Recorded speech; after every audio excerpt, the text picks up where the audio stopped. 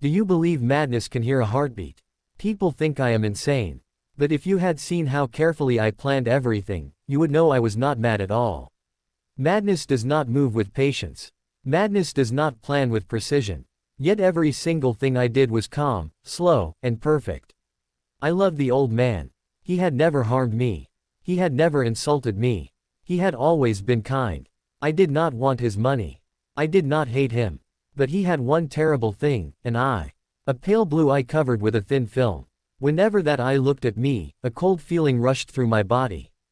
It felt unnatural, evil. I could not escape its gaze. And slowly, over time, I decided that the eye must disappear forever. Every night, exactly at midnight, I turned the handle of his bedroom door very slowly. So slowly that it sometimes took an entire hour just to open the door, enough for my head to enter the room. I moved carefully so the old man would never wake. Then I opened my lantern just a tiny crack, allowing one thin beam of light to shine into the darkness. I aimed the light directly toward the old man's eye. But for 7 nights, his eye remained closed. And so I could not kill him. Because it was not the old man who disturbed me. It was the eye. Each night I stood silently in the darkness, watching him sleep. I listened to the soft sounds of the room. The creaking wood. The whispering wind outside. The ticking of time itself. And every morning, I spoke kindly to him. I smiled warmly and asked how he had slept during the night. He never suspected that each midnight I stood beside his bed, staring down at him in the darkness. Then came the 8th night. That night, I was even more careful than before. Proud of my cleverness. Proud of my patience. Slowly, silently, I pushed open the door. But suddenly, my thumb slipped against the metal clasp of the lantern.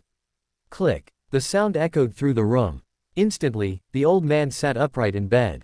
"Who's there?" he whispered. I stood completely still. I did not breathe. For nearly an hour, neither of us moved. The room remained black as death. Then I heard it. A low sound. Soft. Terrified. I knew that sound well. It was the sound a person makes when fear enters their soul. The old man knew someone stood in his room. He could not see me. But he could feel my presence in the darkness. The sound continued. A quiet groan of mortal terror. Then at last, I carefully opened the lantern just enough for a single thin ray of light to escape. The beam fell directly upon the eye. That horrible pale blue eye.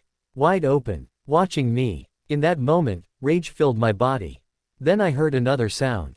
A heartbeat. Slow at first. Thump, thump, thump. It grew louder. The old man's fear was increasing, and his heart beat harder with every passing second.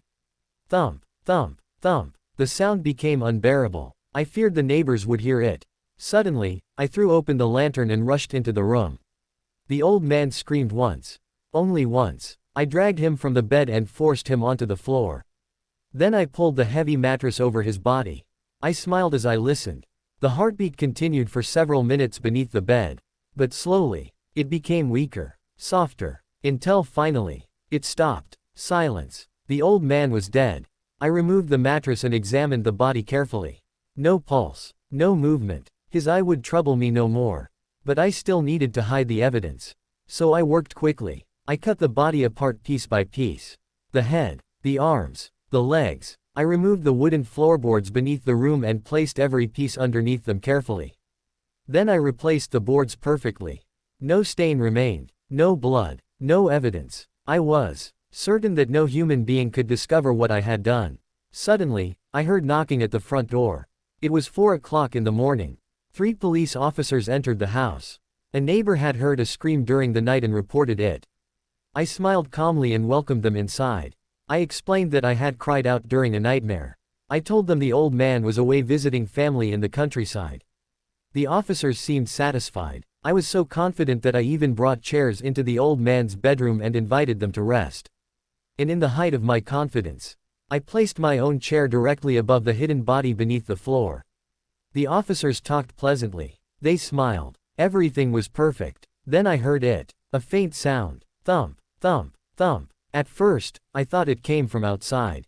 But the sound continued. Low, dull, constant. The heartbeat. I felt cold fear spread through my body. Surely it was impossible. The old man was dead. Yet still, I heard the beating of his heart beneath the floorboards. Thump, thump, thump. The sound grew louder. The officers continued talking and smiling as though they heard nothing. I tried to speak normally, but panic entered my voice.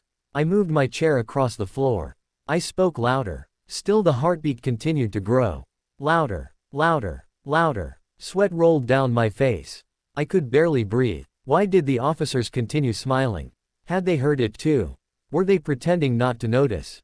Were they mocking me? The sound thundered inside my skull. Thump, thump, thump. I could endure it no longer. I jumped to my feet in terror. Villains. I screamed. Stop pretending. I confess. Lift the floorboards. Here, here. It is the beating of his hideous heart. The end.